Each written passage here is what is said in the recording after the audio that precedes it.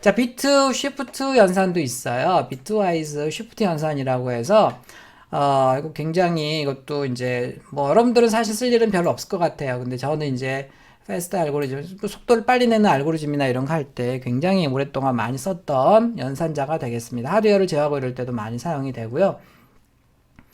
자, 여기 예를 들어서 지금 여기 심진수로 6이 있습니다. 0, 1, 1, 0. 이게 6인 건 알죠? 여기 이제 가중치가 1이고, 2고, 4고, 8이에요. 가중치가. 알죠? 2에 0승, 1승, 2승, 3승이니까. 그래서 얘가 6입니다. 6.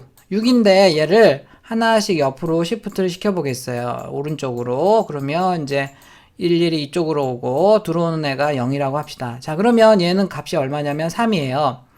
반대로 얘를 이렇게 왼쪽으로 하나씩 다 시프트 시키면 이렇게 되죠. 얘는 84니까 12예요.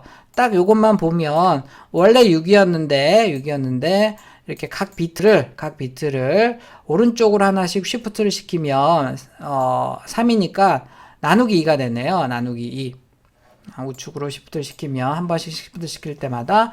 자, 그 다음에 얘를 반대로 왼쪽으로 하나 시프트 시킬 때마다 이번에는 6에서 12가 된 곱하기 2가 되네요. 곱하기 2가 12가 됐으니까. 그래서 이렇게 시프트 시킬 때마다 사실은 이런 규칙이 성립이 돼요. 자, 근데 중간에 1이 빠져나가거나 이러면 이제 조금 다른 결과가 나오는데 어쨌든 기본적으로 이 비트 시프트 연산자는 기본적으로 숫자를 이진수로 바꾼 다음에 왼쪽이나 오른쪽으로 한 번씩 쉬프트를 시킨다는 겁니다. 쉬프트를 시키는 거고요. 그래서 이렇게 오른쪽으로 쉬프트 시키면 매번 이제 뭐 빠져나가는 비트가 없다 그러면 2분의 1배가 되고요.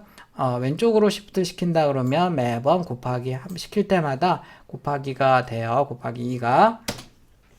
자, 이렇게 해서 A를 B 이렇게 했을 때는 매번 곱해지는 거고 이 n승으로 곱해지는 거고요. 얘는 나누어지는 겁니다. 이게 무슨 얘기냐? 예제를 보면 뭐 별로 어렵지 않습니다.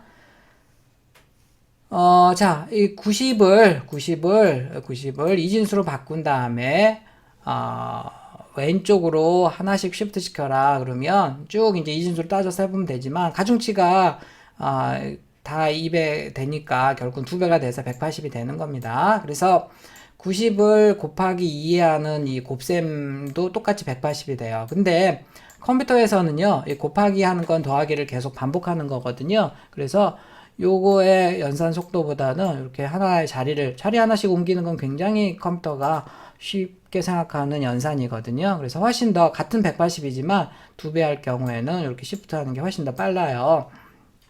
물론 요즘은 워낙 이제 시스템이 좋아서 큰 차이를 느낄 수는 없지만 제가 예전에 이제 한참 이제 그 옛날 컴퓨터 안 좋은 시절에는 이렇게 하나하나 속도를 빨리 내기 위해서 이렇게 하는 게 좋을까, 이렇게 하는 게 좋을까, 뭐 이런 고민했던 적이 있습니다. 자, 이번에는 이제 2번 쉬프트 시켜라. 한 번 쉬프트 시킬 때마다 2의 n승으로 해서 2번이니까 2의 2승, 4배가 됩니다. 그래서 360이 되고요. 자, 3번 하면 2의 3승.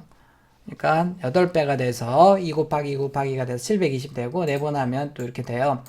자, 이번에는 이제 이렇게 해서 오른쪽으로 시프트 하게 되면 45가 되죠. 45. 자, 그 다음에 이렇게 나누기 2한도 45가 돼요. 둘 다 똑같은 결과가 나오지만 이 나누기는 이제 컴퓨터가 정말 싫어하는, 곱하기보다 더 싫어해요. 빼기를 계속 하는 거거든요. 빼기는 또 이제 보수를 취해서 이렇게 더하기를 하기 때문에 또 연산이 더 늘어나는 거고요. 그래서 제일 싫어하는 연산인데, 이렇게 이제 2의 n승으로 해서 나누기를 한다 그러면 이렇게 하는 것도 방법이죠. 근데 조심해야 될 게 있습니다. 자, 지금 한 번 시프트 하면 45인데, 두 번 시프트 하게 되면 그 마지막에 있는 1이 나갈 것 같아요. 그래서 22.5가 나오는 게 아니, 인티저니까 그렇게 나오지도 않죠. 하나가 빠져나가서 22가 됩니다. 정확한 결과가 안 나오네요. 그러니까 충분히 빠져나가는 비트가 있는지 없는지도 좀 체크를 해봐야 돼요. 22 짝수일 때는 문제가 없어요. 22를 다시 한번 이렇게 하니까 11이 나오죠. 다시 한번 체크하면 또 빠져나가서 뭐 5.5가 나와야 되는데 5만 나오겠네요. 이런 식으로 어쨌든 쉬프트 연산을 이 n승으로 곱하기나 나누기 할 때는 쉬프트를 그 횟수만큼 오른쪽 왼쪽으로 쉬프트해서 할 수도 있다는 거죠.